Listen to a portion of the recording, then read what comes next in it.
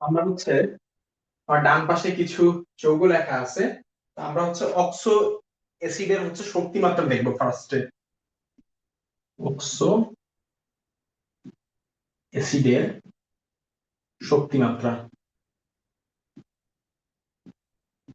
শক্তি মাত্রা মানে কে শক্তিশালী অ্যাসিড। অক্সো অ্যাসিডের ভিতরে কে হচ্ছে শক্তিশালী অ্যাসিড। অক্সো অ্যাসিড মানে হচ্ছে অক্সিজেন আছে, অক্সো মানে হচ্ছে অক্সিজেন আছে এমন অ্যাসিড। ঠিক আছে, অক্সো অ্যাসিড মানে হচ্ছে যেই অ্যাসিডে অক্সিজেন আছে। তো এখন আমি কয়েকটা অক্সো অ্যাসিড লিখছি। আমার ডান পাশে আছে H ClO4, HNO3, H3PO3, H2SO4। এই হচ্ছে আমার চারটা অ্যাসিড। এখন এর ভিতরে শক্তির ক্রমটা হচ্ছে আমার দেখানো লাগবে।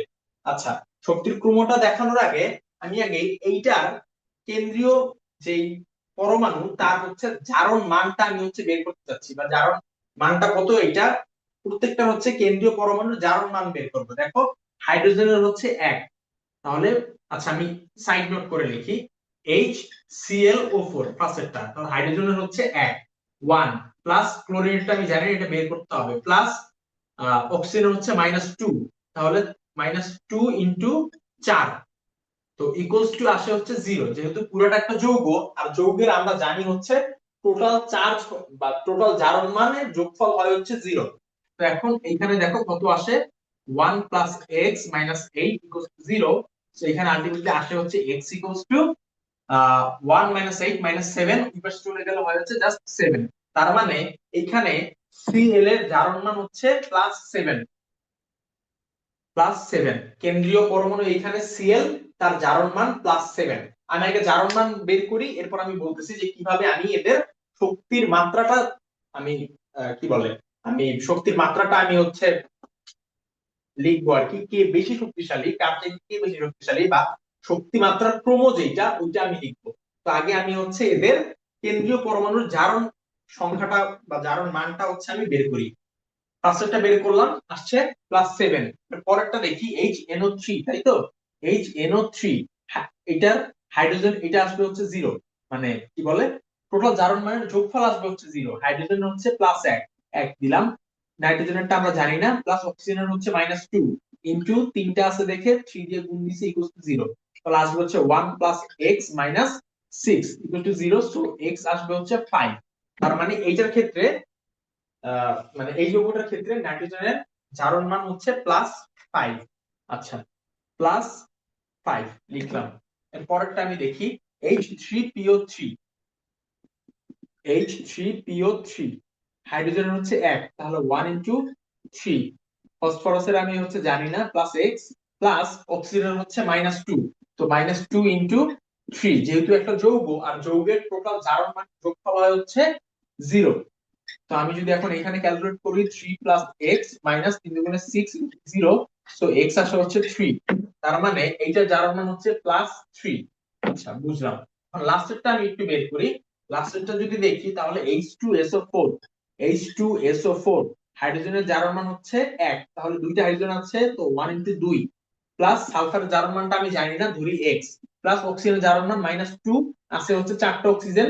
তো এখন টোটাল যেহেতু একটা যৌগ, তো এটার টোটাল জারণ মান হবে হচ্ছে 0, মানে জারণ মান যোগফল হবে হচ্ছে 0। এটা করলে 2 প্লাস এক্স মাইনাস 4 দুগুণে 8 ইকুয়াল 0। সো এক্স আসে হচ্ছে 6। তার মানে H2SO4 এর ক্ষেত্রে কেন্দ্রীয় পরমাণু, এটার জারণ মান হচ্ছে প্লাস, আচ্ছা তারপরে লিখছি, এটার জারণ মান হচ্ছে +6।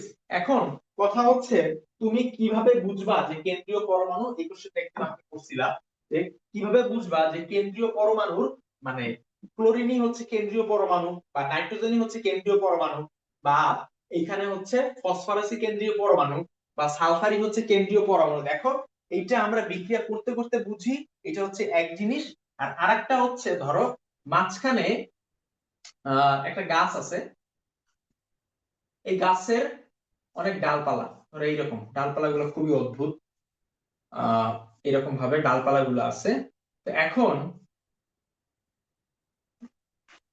এই যে ডালপালা গুলা, এই ডালপালা গুলায় প্রত্যেকটা ডালে হচ্ছে একটা করে পাখি বসছে, এখানে একটা পাখি বসছে, এখানে একটা পাখি বসছে, এখানে একটা বাকি বসছে, এখানে একটা বাকি বসছে, আবার ধরো এইদিকেও একটা ডাল ডাল গেছে, এখানেও একটা বাকি বসছে।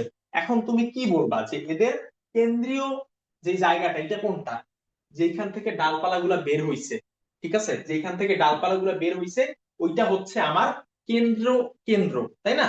ঠিক একই ভাবে আমি ধরো এই যৌগটা নিচ্ছি H2SO4, এইটার যদি আমি গঠনটা দেখি তাহলে আমি বুঝে যাব যে কেন্দ্রীয় পরমাণু এখানে কে।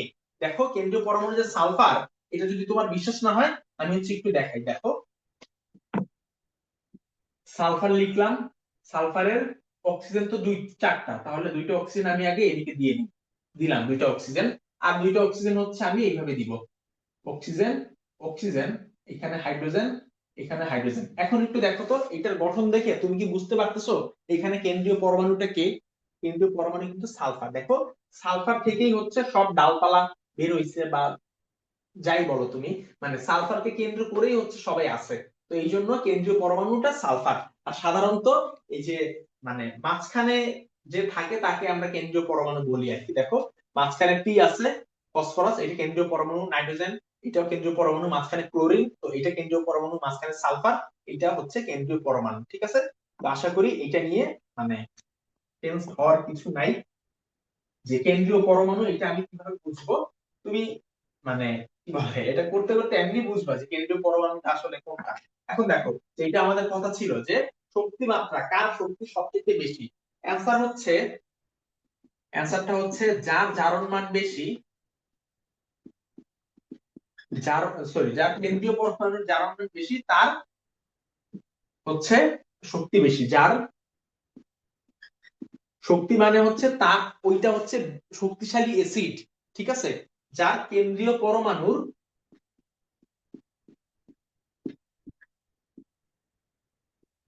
আচ্ছা এভাবে না লিখি, আহ কেন্দ্রীয় পরমাণুর জারণ মান যার যত বেশি, তত বেশি সে তত শক্তিশালী অ্যাসিড। অক্সো অ্যাসিডের ক্ষেত্রে আমরা দেখতেছি, একটু দেখো তো এইখানে সবচেয়ে জারণ মান কার বেশি।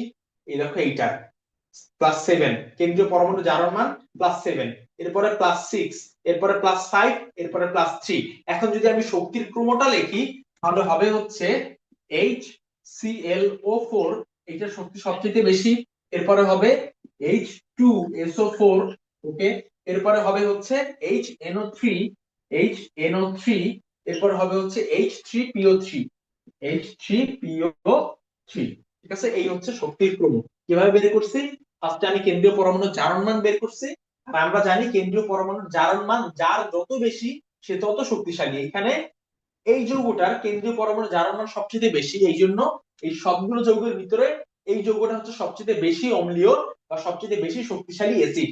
এরপরে এইটার মানে পরের ক্রমট হচ্ছে এইটার +6, সাতের পরে দেখো 6, তাহলে এইটা হচ্ছে এর পরে শক্তিশালী অ্যাসিড, এরপরে এইখানে 5, এরপরে এইটা শক্তিশালী অ্যাসিড, লাস্টে হচ্ছে এইটা, কারণ এইটা জারণ মান, কেন্দ্রীয় পরমাণুর জারণ মান সবচেয়ে কম, তো এইটা হচ্ছে সবচেয়ে কম শক্তিশালী পুরা চারটা যৌগের ভিতরে আমার। আচ্ছা এখন তোমার মাথায় অবশ্যই প্রশ্ন আসতে পারে, আসলে ভালো, না আসলে আরো ভালো। আমি প্রশ্নটা করতেছি যে দেখো কেন্দ্রীয় পরমাণুর জারণ মান বেশি হওয়ার সাথে অ্যাসিডটা শক্তিশালী হওয়ার কি সম্পর্ক? জারণ মান বেশি হইলেই শক্তিশালী হবে, আমরা কি এটা মানে মুখস্থ করে নিব এই মানে কিছু না বুঝে যে জারণ মানের সাথে শক্তির কি সম্পর্ক? একটা যৌগের কেন্দ্রীয় পরমাণুর জারণ মান যত বেশি ওই যৌগটা তত বেশি অম্লীয় বা তত বেশি শক্তিশালী অ্যাসিড। এটা কেন হচ্ছে এটা আমরা একটু দেখবো, জাস্ট একটা যৌগের ক্ষেত্রে একটু দেখবো, তাহলে সবগুলো বোঝা যাবে যে জারণ মানের সাথে শক্তির কি সম্পর্ক। আচ্ছা আমরা আশা করি তোলা হইতে, আমরা হচ্ছে H2SO4 টা জাস্ট নিব। অক্সো অ্যাসিডের এই পর্যন্তই কাজ। H2SO4 টা আমরা একটু নিতে যাচ্ছি।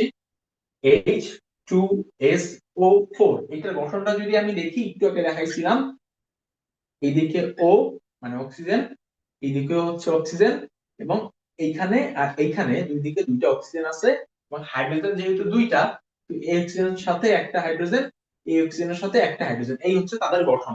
আচ্ছা এখন দেখো সালফারের জারণ মান হচ্ছে +6, +6, দেখো জারণ মান ছিল কত কত, 7, 6 5 3 এই চারটা ছিল জারণ মান, এবং যার জারণ কেন্দ্রীয় পরমাণু জারণ মান সবচেয়ে বেশি ছিল সে হচ্ছে সবচেয়ে বেশি শক্তিশালী, আর যার সবচেয়ে কম সে হচ্ছে সবচেয়ে কম শক্তিশালী অ্যাসিড। অক্সো অ্যাসিডের ক্ষেত্রে আমরা এটা দেখছি। আচ্ছা দেখো +6 তার মানে কি এর কেন্দ্রে হচ্ছে চার্জ ঘনত্বটা অনেক বেশি না? একটু বুঝো, এর কেন্দ্রে চার্জ ঘনত্বটা অনেক বেশি, আর চার্জ ঘনত্বটা যদি অনেক বেশি হয় মানে পজিটিভ জিনিসটা এর কেন্দ্রে হচ্ছে অনেক বেশি, আর পজিটিভ যদি এর কেন্দ্রে অনেক বেশি হয় সে কিন্তু চাইলেই এই যে অক্সিজেন এবং হাইড্রোজেনের মাঝখানে যে কেন্দ্রীয় সরি তাদের সমযোজী বন্ধনের মাধ্যমে যে ইলেকট্রন আছে এই ইলেকট্রনকে সে চাইলেই হচ্ছে এইদিকে টান দিতে পারে। তার কেন্দ্রীয় পরমাণুর জারণ মান যত বেশি হবে সে তত ফাস্ট বা তত হচ্ছে বেশি হচ্ছে এই কি বলে এটা বন্ধন ইলেকট্রনকে সে আকর্ষণ করতে পারবে। আর সে যদি এই ইলেকট্রনকে আকর্ষণ করে তাহলে কিন্তু হাইড্রোজেন খুব সহজেই হচ্ছে এখান থেকে চলে যাবে। আর যত কেন্দ্রীয় পরমাণু জারণ মান যত বেশি হবে সে তত তাড়াতাড়ি বা তত বেশি হচ্ছে আকর্ষণ করবে এবং তত তাড়াতাড়ি হাইড্রোজেন হচ্ছে চলে যাবে। আর হাইড্রোজেন চলে যাওয়া মানে কি, একটা যৌগ থেকে হাইড্রোজেন চলে যাওয়া মানে হচ্ছে যৌগটা মানে যত তাড়াতাড়ি হাইড্রোজেন যাবে বা হাইড্রোজেন ছেড়ে দিতে পারবে বা প্রোটন ছেড়ে দিতে পারবে ওই যৌগটার অম্লীয় ধর্ম তত বেশি বা ওই যৌগটা তত বেশি অম্লীয়। ঠিক আছে? তো এই জন্য বলা হয় যে কেন্দ্রীয় পরমাণুর জারণ মান যত বেশি ওই যৌগটা তত বেশি শক্তিশালী। কেন? কারণ কেন্দ্রীয় পরমাণুর জারণ মান যদি অনেক বেশি হয় তাহলে সে এই যে ও আর এইচ মানে এর মাঝখানে যে মানে ইলেকট্রন এই ইলেকট্রনকে মানে সমযোজী বন্ধনের মাধ্যমে এরা যে বন্ড গঠন করছে আর কি, এদের মাঝখানের যে ইলেকট্রন শেয়ার কিন্তু ইলেকট্রন এই ইলেকট্রনকে এই সালফার খুব সহজেই হচ্ছে আকর্ষণ করতে পারে। আর সালফার যদি মানে ধরো এখানে সালফার নাই অন্য কিছু একটা আছে, এটার কেন্দ্রীয় পরমাণুর জারণ মান হচ্ছে 9 হইতেই পারে। তো 9 যদি হইতো তাহলে কিন্তু সে আরো তাড়াতাড়ি বা আরো বেশি হচ্ছে আকর্ষণ করত এই শেয়ারকৃত ইলেকট্রনকে। আর শেয়ারকৃত ইলেকট্রনকে যদি আরো বেশি আকর্ষণ করে তাহলে কি হাইড্রোজেন খুব তাড়াতাড়ি চলে যেতে পারবে। আর হাইড্রোজেন যদি খুব তাড়াতাড়ি চলে যায় এইটাই হচ্ছে শক্তিমাত্রার মানে মাপার হচ্ছে আমার ফার্স্ট ক্রাইটেরিয়া যে হাইড্রোজেন কত তাড়াতাড়ি চলে যাচ্ছে। হাইড্রোজেন যত তাড়াতাড়ি একটা যৌগ ছাড়তে পারবে বা যত তাড়াতাড়ি একটা যৌগ প্রোটন দান করতে পারবে ওই যৌগটা হচ্ছে তত বেশি শক্তিশালী। ঠিক আছে? ওই যৌগ বা ওই অ্যাসিডটা যেই বলো তুমি ওই অ্যাসিডটা হচ্ছে তত বেশি শক্তিশালী, কারণ অ্যাসিডের পরিচয় হচ্ছে এইটা। ব্রনস্টেড লাউডির মতবাদ অনুসারে আমরা জানি যে অ্যাসিডের পরিচয় হচ্ছে অ্যাসিড যত তারা মানে অ্যাসিড হচ্ছে H প্লাস বা প্রোটন দান করবে। তো অ্যাসিড যত তাড়াতাড়ি প্রোটন দান করতে পারবে সে তত বেশি শক্তিশালী অ্যাসিড। খুব নরমাল একটা কমন সেন্স। আচ্ছা এটা হচ্ছে আমরা বুঝলাম। এখন আমরা একটু দেখবো যে জারণ মান যদি মানে ক্রমত্ব বুঝলাম আমি, জারণ মান যার যত বেশি তার হচ্ছে কি বলে সে তত শক্তিশালী অ্যাসিড। কিন্তু যদি এমন কখনো হয় যে দুইটা যৌগের জারণ মান সেম, এমন যদি কখনো হয় দেখো আমি দুইটা যৌগ লিখে রাখছি এখানে, এই দুইটার জারণ মান সেম, আমি এটা একটু লিখি এখন। আশা করি এটা বুঝছো কেন জারণ মানের সাথে শক্তিশালী হওয়ার মানে কি সম্পর্ক, জারণ মান বেশি হলে কেন শক্তিশালী হয়। আশা করি এই জিনিসটা বুঝছো। আচ্ছা এখন আমরা হচ্ছে এই দুইটা যৌগ একটু দেখবো। এটাও অক্সো অ্যাসিড এইচ মানে অক্সিজেন, কোন অ্যাসিডে যদি অক্সিজেন থাকে তাহলে সেটাই অক্সো অ্যাসিড। HNO3 আর একটা হচ্ছে H3PO4। এখন একটু দেখো তো এইটার আমার কেন্দ্রীয় পরমাণু হচ্ছে নাইট্রোজেন, এটা জারণ মান কত দেখো। হাইড্রোজেন হচ্ছে 1 প্লাস নাইট্রোজেনটা আমি জানি না প্লাস অক্সিজেন হচ্ছে -2, তিনটে অক্সিজেন আছে এই জন্য 3 দিয়ে গুণ দিছি ইকুয়াল টু 0। কেন 0 লিখছি? কারণ যেহেতু একটা যৌগ তার টোটাল জারণ মানের যোগফল হবে হচ্ছে 0। আচ্ছা তাহলে আসে হচ্ছে 1 plus x minus 6 equal to 0। So এখানে x ইকুয়াল টু আসে হচ্ছে 5। একটু খেয়াল করো x আমার আসছে হচ্ছে 5, তার মানে নাইট্রোজেনের জারণ মান আসছে হচ্ছে 5। তো মুছে দেই, এখানে আমি 5 লিখি প্লাস 5। আচ্ছা এবার হচ্ছে আমি এইটা নিয়ে একটু কাজ করি। দেখো H3 আছে হাইড্রোজেনের, একটা হাইড্রোজেনের জারণ মান 1, তিনটা হাইড্রোজেন আছে দেখে 3 দিয়ে গুণ দিছি। ফসফরাসের জারণ মান আমি জানি না ধরে নিচ্ছি x, আর অক্সিজেনের জারণ মান হচ্ছে -2, চারটা অক্সিজেন আছে এইজন্য +4 দিয়ে গুণ হইছে ইকুয়াল টু 0। তো এইখান থেকে দেখো 3 plus x minus 8 equal to 0, ultimately আসে হচ্ছে x ইকুয়াল টু 5। এইটাও আসে হচ্ছে 5, তার মানে ফসফরাসের জারণ মান হচ্ছে +5। এটা মুছে দিলাম, ফসফরাসের জারণ মান +5। এখন তুমি বলো কিভাবে তুমি বুঝবা এই দুইটা অক্সো অ্যাসিডের ভিতরে, অক্সো অ্যাসিড মানে হচ্ছে অক্সিজেন আছে। এখন বলো তুমি কিভাবে বুঝবা এই দুইটা অক্সিজেন মানে অ্যাসিডের ভিতরে কে শক্তিশালী আর কে মানে কার চাইতে কে বেশি শক্তিশালী, এই দুটোর ভিতরে কে বেশি শক্তিশালী, এটা তুমি কিভাবে বুঝবা? এটা কিন্তু বোঝার তেমন একটা উপায় নেই, কারণ আমরা এতক্ষণ যেটা জেনে আসছি যার মান যার বেশি সে তত বেশি শক্তিশালী অ্যাসিড, বাট এইখানে এসে দেখতেছি দুইটা যার মান সেম। এখন আমরা কি করব? আচ্ছা, একটু পানি খাবো।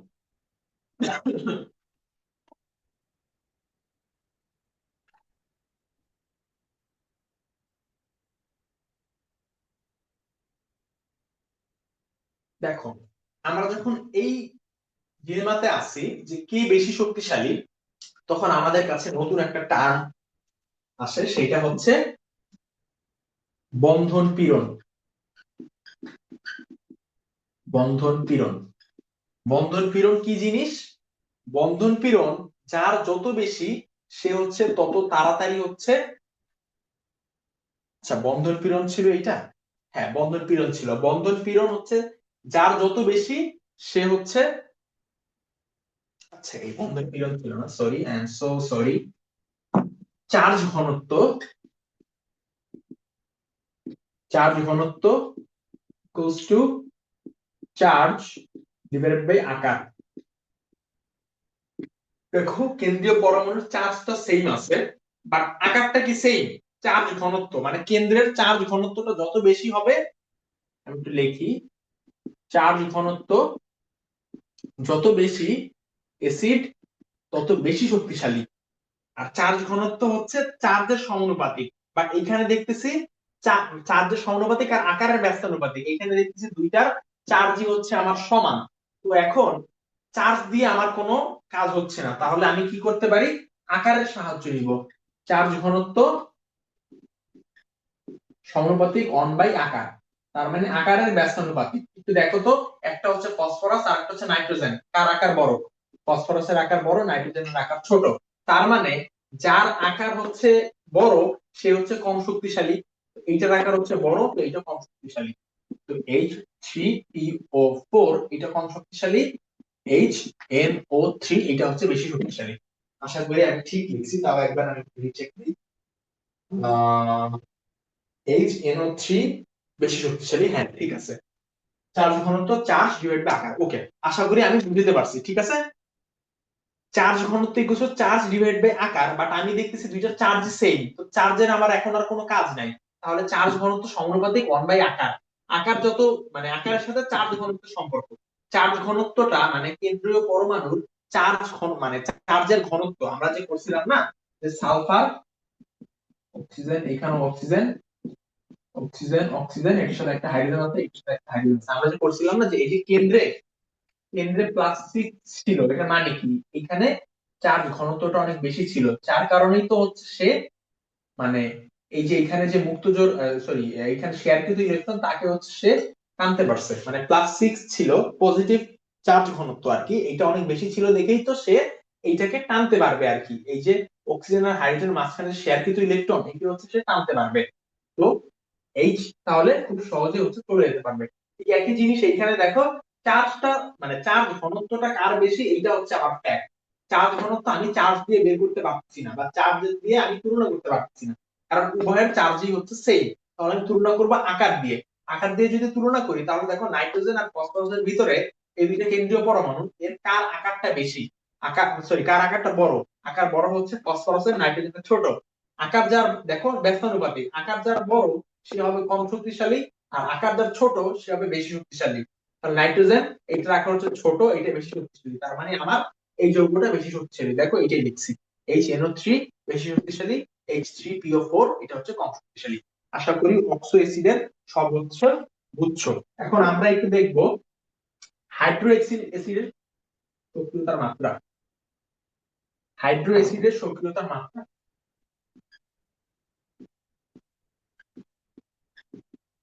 হাইড্রো অ্যাসিডের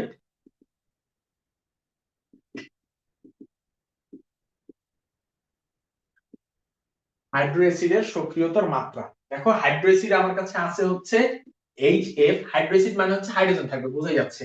HF, HCl, HBr, HI। এখন এই সব এই চারটাই হচ্ছে অ্যাসিড। এখন এদের মাঝখানে কে সবচেয়ে বেশি শক্তিশালী আর কে সবচেয়ে কম শক্তিশালী, এটা হচ্ছে আমার বুঝতে হবে। ওটা এত ইজি একটা জিনিস, আমি কত পেঁচাচ্ছি দেখি তো।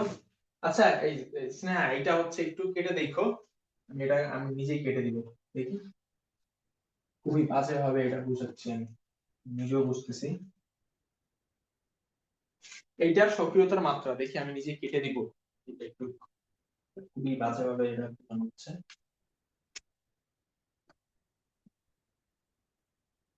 দেখো, এইচ এফ, আমরা হচ্ছে এখন হাইড্রো অ্যাসিডের সক্রিয়তার মাত্রাটা দেখব।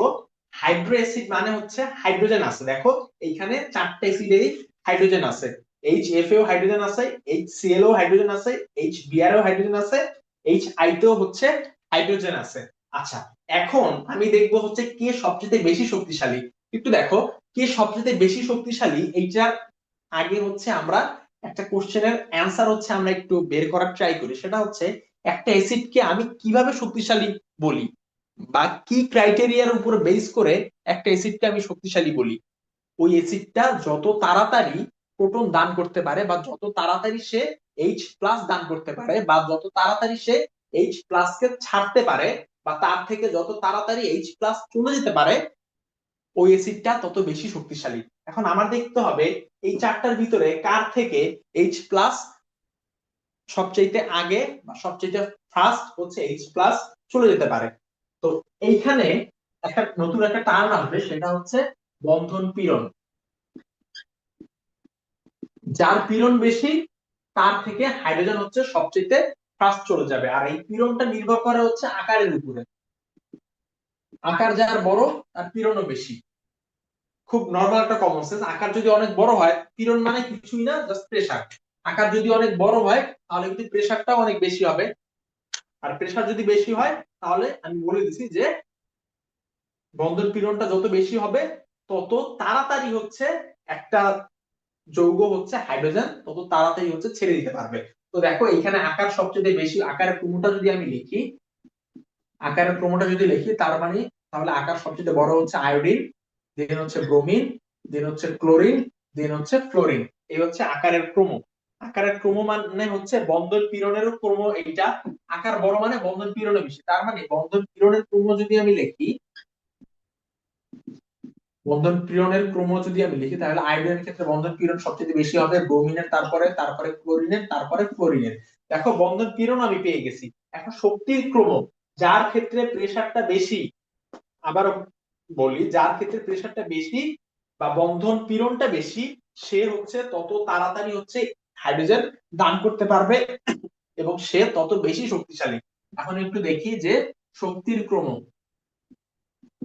শক্তির ক্রম দেখো, আয়োডিনের বন্ধন পীড়ন সবচেয়ে বেশি, তাহলে এইচ আই সে হচ্ছে সবচেয়ে তাড়াতাড়ি ভাঙতে পারবে, বা সবচেয়ে তাড়াতাড়ি হাইড্রোজেন দান করতে পারবে, যেহেতু তার বন্ধন পীড়নটা সবচেয়ে বেশি।